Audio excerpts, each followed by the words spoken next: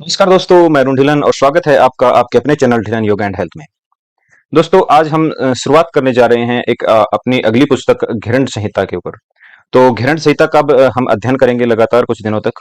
तो घिरण्ड संहिता एक महर्षि घिरण्ड जो योग के हठ योग के योगी हुए थे, उनकी रचना है ये घिरण्ड संहिता। तो घिरण्ड संहिता के अंदर है क्या, पहले ये देख लेते हैं। तो घिरण्ड संहिता में महर्षि घिरण्ड और राजा चिंडाकपाली जो हैं उनका जो संवाद है, जैसे कि राजा चिंडाकपाली महर्षि घिरण्ड की कुटिया में आते हैं और उनसे निवेदन करते हैं कि आप मुझे योग का ज्ञान दीजिए। तो उसके बाद महर्षि घिरण्ड उन्हें योग का जो ज्ञान देते हैं वो इस पुस्तक में हमें संवाद के माध्यम से देखने को मिलता है।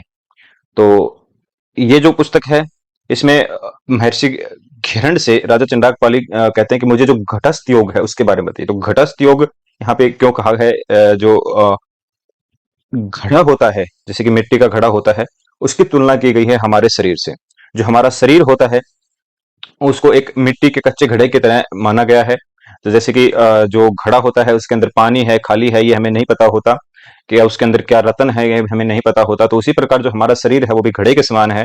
तो हमें यहाँ भी कुछ पता नहीं होता कि हमारे शरीर में है क्या। तो वो चीजें यहाँ पे एक्सप्लेन की गई है कि हमारे शरीर का ज्ञान हमें हो।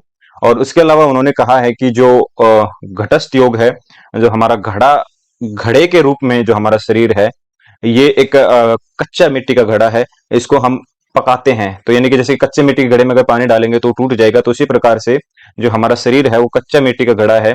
तो इसको योग के माध्यम से हम पकाते हैं, उसको आंच के माध्यम से पकाया जाता है। यहाँ पे हम शरीर को योग के माध्यम से यहाँ पे पकाने की बात की गई है। तो जिस पुस्तक का हम अध्ययन करने जा रहे हैं वो स्वामी निरंजनानंद सरस्वती का भाष्य है, जो मेरे पास उपलब्ध है। मैं उसी का अध्ययन आपको करवाऊंगा। तो अब चलते हैं आगे। तो जो घिरण्ड संहिता है उसमें सप्तांग योग का जो है वर्णन आता है। योग के जो 7 अंग बताए गए हैं उनके बारे में हम पढ़ेंगे।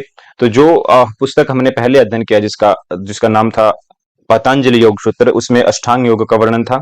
और यहाँ पे हम 7 अंगों को पढ़ेंगे, योग के जो 7 अंग हैं उनको पढ़ेंगे।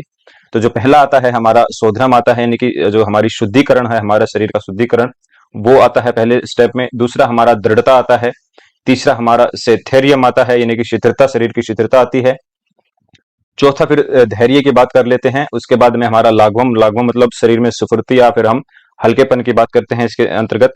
उसके बाद हमारा प्रत्यक्षम, प्रत्यक्ष मतलब आत्म साक्षात्कार, यानी कि मैं कौन हूं, खुद को जानने की जो प्रक्रिया होती है वो आती है। उसके बाद में निर्लिप्तम, यानी कि जैसे कि हम भोग विलास में लिप्त रहते हैं, यानी कि जिस प्रकार से एक मक्खी है और वो गुड़ के ऊपर बैठी हुई जैसे कि उसको आनंद ले रही है उस गुड़ का, लेकिन उसको ये नहीं पता कि जो गुड़ से जो उसकी चिकनाहट जिससे वो लिप्त हो गई है, गुड़ का जो मिठास है या गुड़ की जो लाट है, उससे उसके सारे पंख और उसके जो हाथ पैर हैं वो सारे खराब हो जाते हैं और पंखों पे गुड़ लगने के बाद वो उड़ नहीं पाती।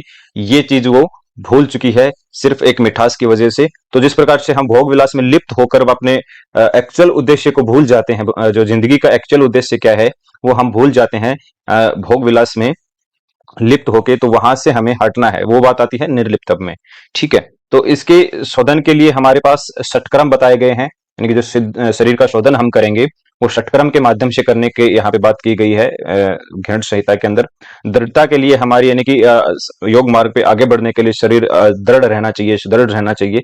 उसके लिए हमारे आसन आते हैं, जैसा कि घृण संहिता में वर्णन मिलेगा आसनों का आपको। उसके बाद में शिथिरियम, शिथिरता के लिए मुद्राओं का वर्णन यहाँ किया गया है।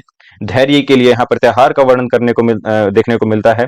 उसके बाद में जो लाघवम है, शरीर का हल्कापन है या स्फूर्ति है शरीर की, वो हमें प्राणायाम से प्राप्त होती है। और जो प्रत्यक्षम आत्म साक्षात्कार है वो हमें ध्यान से प्राप्त होता है। और जो निर्लिप्तम जो है, यानी कि भोग विलास से दूर हटने की जो प्रक्रिया है वो हमें समाधि से प्राप्त होती है। तो ये जो है हमारे 7 अंग घृण संहिता के अंतर्गत बताए गए हैं। अब जो अगली वीडियो है हम इसमें चर्चा करेंगे इनकी अलग अलग, जैसे कि पहले जो षटक्रम आएंगे मैं उन षटक्रम की बात करूंगा, जिसमें धोती, वस्ती, नेति, त्राटक, नौली वगैरह हैं। तो ये चीजें हैं, ये हम षटक्रम की जो है नेक्स्ट वीडियो में लेके आएंगे। जो है धोती है वो ही 4 प्रकार की होती है, तो उसमें भी समय लगने वाला है। एक एक धोती के ऊपर जैसे कि जितने पर 4 प्रकार की धोती है तो एक एक पे अलग अलग एक वीडियो बनेगा, तो उसको मैं अच्छे से एक्सप्लेन करूंगा। तो जो नेक्स्ट वीडियो आएगा उसमें हम देखेंगे षटक्रम के बारे में। तो इस प्रकार से हम फिर उस आसन, फिर मुद्राओं के बारे में, फिर प्रत्याहार, फिर जो है प्राणायाम, ध्यान और उसके बाद समाधि, इनके ऊपर हम लगातार वीडियो लेके आएंगे। तो आप बने रहिएगा हमारे साथ।